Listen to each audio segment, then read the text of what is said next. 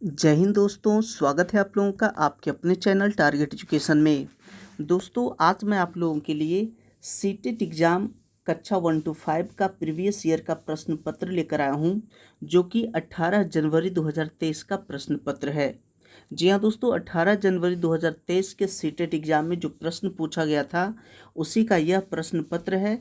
तो इसे आप शुरू से अंत तक जरूर देखें। अगर आप मेरे चैनल पे नए हैं तो चैनल को सब्सक्राइब जरूर कर लें, बेल आइकन जरूर दबाइए ताकि इसी प्रकार की महत्वपूर्ण वीडियो की नोटिफिकेशन आप लोगों तक आसानी से पहुंच सके। तो दोस्तों, आइए शुरू करते हैं बिना देर किए हुए आज का पहला प्रश्न। जी हाँ, यह चाइल्ड डेवलपमेंट एंड पेडागोजी का प्रश्न है, जो कि 30 नंबर का पूछा जाता है। जी हाँ, बाल विकास एवं शिक्षा शास्त्र से 30 प्रश्न पूछा जाता है। तो ये जो प्रश्न पूछा गया था 18 जनवरी 2023 के एग्जाम में, उसी का ये पहला प्रश्न है कि बाल्यावस्था की शुरुआती दौर भावनात्मक विकास के लिए एक काल होता है।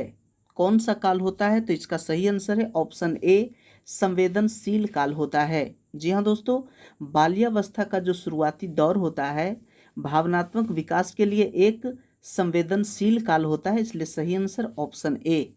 नेक्स्ट है सेकेंड नंबर का प्रश्न। प्रश्न कहता है कि विकास के संदर्भ में निम्न में से कौन सा कथन सही नहीं है। जी हाँ, विकास के संदर्भ में कौन सा कथन सही नहीं है? तो इसका सही आंसर है ऑप्शन डी। कहता विकास हमेशा अनिरंतर होता है, जो कि सही नहीं है। नेक्स्ट है तीसरा प्रश्न कि निम्न में से कौन सा केवल वंशानुगत कारकों से निर्धारित होता है। जी हाँ, वंशानुगत कारकों से कौन सा निर्धारित होता है? तो इसका सही आंसर हो जाएगा ऑप्शन ए, आँखों का रंग।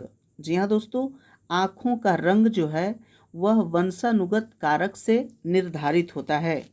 नेक्स्ट है 4 नंबर का प्रश्न कि जीन पियाजे के संज्ञानात्मक विकास के सिद्धांत के अनुसार बच्चे किस चरण में संक्रियाओं को एक दिशीय तार्किक क्रम से सोचना शुरू कर देते हैं। तो इसका सही आंसर होगा ऑप्शन सी, मूर्त संक्रियात्मक। नेक्स्ट है 5 नंबर का प्रश्न। जी हाँ, 5 नंबर का प्रश्न है कि जीन पियाजे के सिद्धांत के अनुसार अपने वातावरण से अनुकूल की प्रक्रिया में क्या शामिल होता है। जी हाँ, अपने वातावरण से अनुकूलन की प्रक्रिया में क्या शामिल होता है? तो इसका सही आंसर हो जाएगा ऑप्शन सी, समावेशन और समायोजन दोनों। नेक्स्ट है 6 नंबर का प्रश्न। प्रश्न कहता है कि निम्न में से किस सिद्धांत के अनुसार संज्ञानात्मक विकास और अधिगम में संस्कृति की अहम महत्वपूर्ण भूमिका होती है। तो दोस्तों, इसका सही आंसर हो जाएगा ऑप्शन सी, लेव वाइगोत्स्की का सामाजिक सांस्कृतिक सिद्धांत। नेक्स्ट है 7 नंबर का प्रश्न। जी हाँ, 7 नंबर का प्रश्न में है कि लेव वाइगोत्स्की ने संज्ञानात्मक विकास प्रक्रिया में किसकी अहम भूमिका मानी है। तो इसका सही आंसर हो जाएगा ऑप्शन ए, सामाजिक संपर्कता का। नेक्स्ट है 8 नंबर का कि लॉरेंस कोहलबर्ग के नैतिक तर्क सिद्धांत के अनुसार बच्चे किस चरण में विशेष रूप से और जानबूझकर इस तरीके से व्यवहार करते हैं जिससे माता पिता और अध्यापक सकारात्मक रूप से प्रभावित हो। तो इसका सही आंसर हो जाएगा ऑप्शन बी, अच्छा लड़का अच्छी लड़की अभिविन्यास। नेक्स्ट है 9 नंबर का। दोस्तों, जो भी प्रश्न ये है ये सभी 18 जनवरी 2023 के सीटेट एग्जाम में पूछा गया था। 9 नंबर का प्रश्न है कि एक संरचनावाद आधारित कक्षा उपागम में क्या शामिल होना चाहिए। तो इसका सही आंसर है ऑप्शन बी, संसाधन युक्त और मुद्रक संपन्न वातावरण होना चाहिए। नेक्स्ट है 10 नंबर का प्रश्न।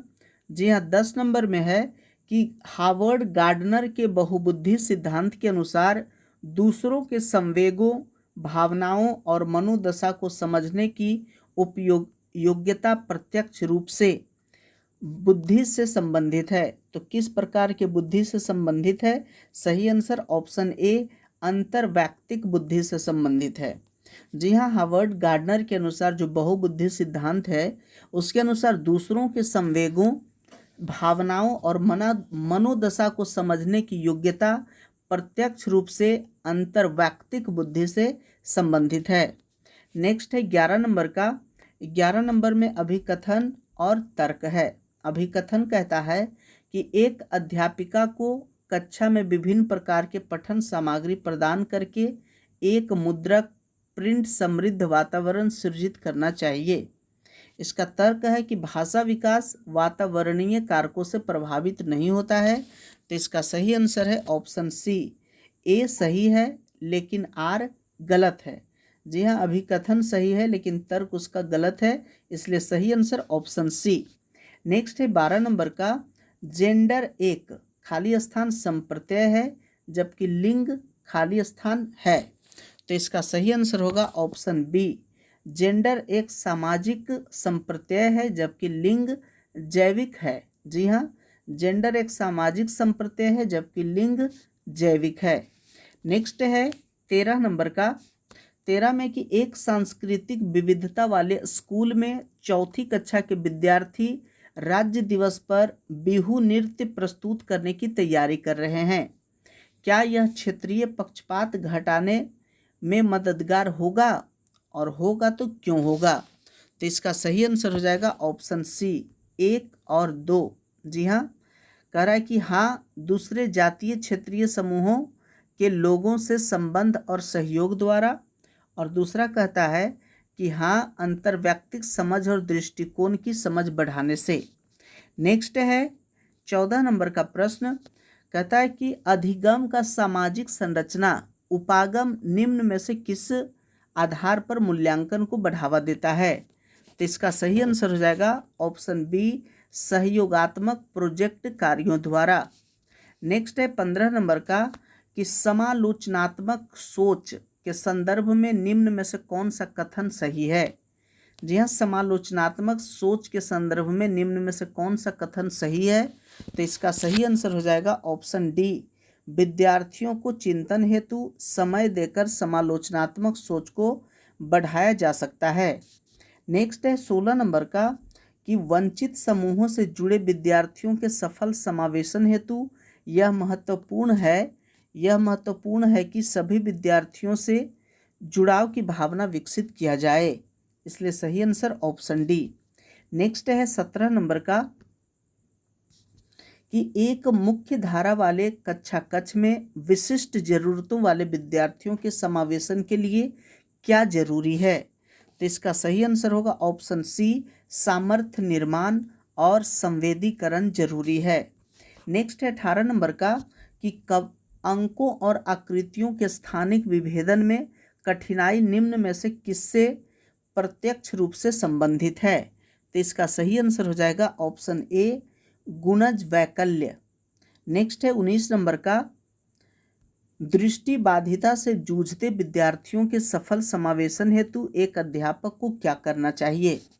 तो इसका सही आंसर होगा ऑप्शन बी, मानचित्रों और आरेखों के स्पर्शनीय प्रारूप उपलब्ध करवाना चाहिए।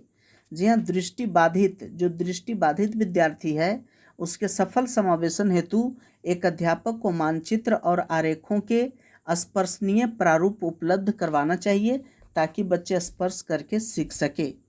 नेक्स्ट है 20 नंबर का, कि अवधान न्यूनता अति क्रियाशीलता विकार से जूझते विद्यार्थी के सफल समावेशन हेतु एक अध्यापिका को क्या करना चाहिए? तो इसका सही आंसर होगा ऑप्शन डी, कार्य पत्र को छोटे छोटे प्रबंधनीय खंडों में बांटकर देना चाहिए, इसलिए सही आंसर ऑप्शन डी।